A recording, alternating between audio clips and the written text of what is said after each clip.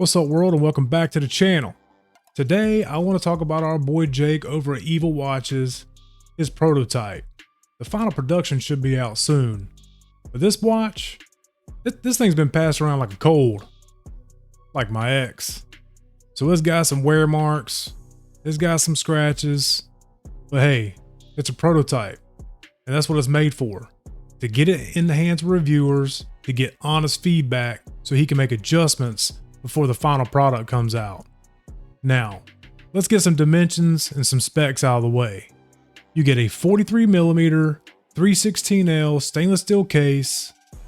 You get Sapphire in the front, and you get Sapphire in the back. This thing is a Sapphire sandwich. Gotta love that. And speaking of Sapphire, this thing is a double dome. So it has that where it kind of, there you go. There you see it. Kind of got that little distortion, which I find is a nice little party trick. But either way, Sapphire protecting the forged carbon fiber dial. Check that thing out. It looks sick. It has a mixture of black, grays, and reds. Looks phenomenal. You get applied lume filled indices. And speaking of lume, this thing is a lume monster. You get BGW9 and C3 mixed throughout the carbon fiber. You get the BGW9 filled indices, hands, and bezel. And the bezel, sapphire, or excuse me, ceramic. So scratch resistant, but you don't have to worry about any scratches. Now let's look at this case design. It's very industrial. It's very, I love the case design on this thing. It's got some weight to it. I never measured or never weighed it, so I couldn't tell you the exact weight, but it's got some weight to it. And thickness, I measured from the bottom here to the edge of the bezel. It's like 13.5 millimeters, I believe. And then from here to the top of the sapphire, it was just shy of 16 millimeters. So she thick. She a thick girl. Just like my ex. But you get 48 millimeter, I think 48.5 is the lug to lug.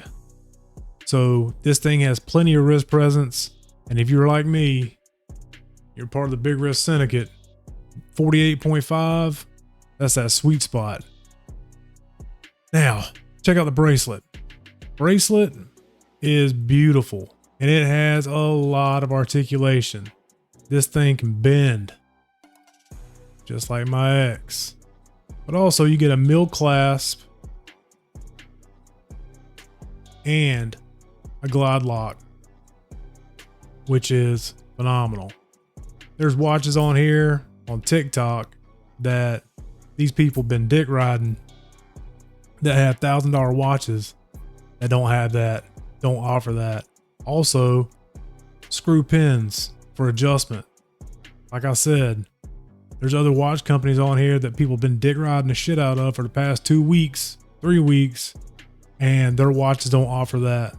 So, Jake, kudos to you, my boy. What else we got here? Oh, the crown guards. Now, at first look, at a glance, you would think, hey, that's an SKX homage. Yeah, if the SKX did a few cycles of damn trend and everything else, because this thing's on steroids. But I love the crown guards. It looks like they've been etched out of the steel.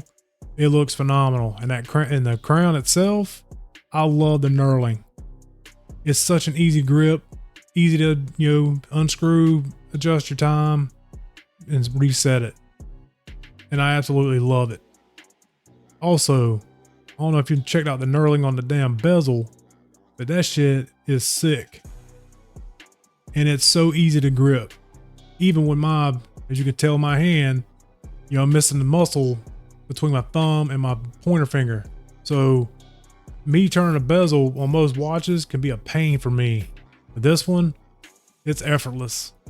So, and you got plenty of grip, very satisfying clicks, and it lines up better than a Seiko. So there's that. What else we got? You got the glide lock. You got these screw adjustment pins. 316L, articulating bracelet, serrated bezel for easy grip, crown guard, the crown, the finishing. So you got on the finishing of the watch, you get a mixture of brushed and polished. I think that looks great. Same with the bracelet. So it's being a prototype. You know, there's some misprints. You know, it says 200 meters on the dial. It's actually a 300 meter watch. It's an overbuilt tool watch. There's your helium escape valve, assuring that 300 meters with the screw down crown, screw down case back. So it's an exhibition case back showing off your NH35. You know, proven workhorse, 3 hertz movement. Nothing fancy, but it gets the job done. It's reliable. Also, any local shop could adjust your watch if needed down the road. So kudos for that. You know, NH35, you got the date window at 3 o'clock. It is framed, which is a nice touch, and the date wheel matches the color of the dial. Love that. All right, now to my suggestions. So one of my biggest things is symmetry. Symmetry. My favorite date position on any watch is 6 o'clock. Why? For symmetry. Over at 3 o'clock is just an eyesore to me. It's my OCD. You know, some people love it. Some, you know, I like it at 6 o'clock. Beggars can't be choosers. If I want to, you know, if I want to complain, I'd make my own watch. That's just a suggestion. Also, if you set the time to 10:10 to do photographs, the hands overlap the font. That's an eyesore to me. Either make the font smaller or remove watches and just keep EVILLE, make the EVILLE just a little bit smaller. But that E is phenomenal. I don't know what font that is, but it is sick and I love it. Also, if we're sticking with the EVILLE theme, I love the second hand. I love the color. Make the counterbalance a pitchfork. If that can be done, I would do it. Also, the helium escape valve. It's not centered in the case. That sticks out like a sore thumb to me. If it could just come down a few millimeters, that's all. Just, I don't know what that, you know, that's just me. I'm picky. If you're not going to give us quick release spring bars in the bracelet, drilled lugs. Drilled lugs also kind of goes with this industrial theme, and it will make changing out the bracelet a whole lot easier. Because this thing, I believe, would look phenomenal on a red FKM or a red NATO.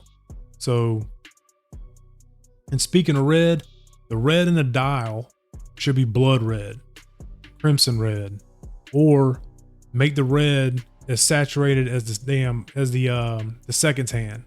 I think that it would look better. It would have more pop. But man, for your first watch, Jake, you should be very proud because this watch is phenomenal. It's almost like calling that kid up from high school to play in the major leagues and he goes yard his very first at bat and wins the game because you knocked it out of the park. This thing is a stunner, but on my 8 1/4 inch wrist, this thing, go ahead and slide that glide lock out just in case, because I've been eating kind of dirty here lately. I haven't been eating clean, but well, no, we got room to play with, baby. Go ahead and tighten the bad boy up. So that's what it looks like on my 8 1/4 inch wrist. It wears so beautifully and it's so comfortable.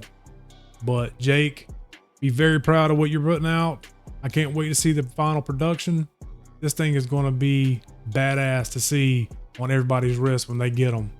But this watch made an impression on Watch Warrior Mike on my video I posted of it. And he was like, I got to see this watch. I need to get this in hand. So as soon as there's another version of this one coming to me, and it's the PVD black.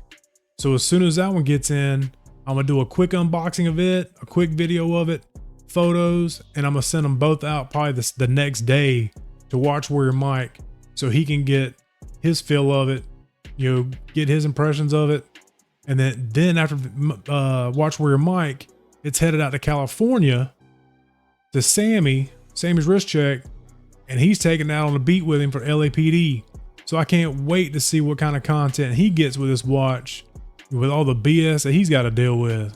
So with that being said, Jake, you got it, my friend. This thing is a stunner, and I cannot wait to see what you have in store with your future watches. Because this one's just pure evil. Y'all stay saucy, keep it funky, and I'm out. Peace.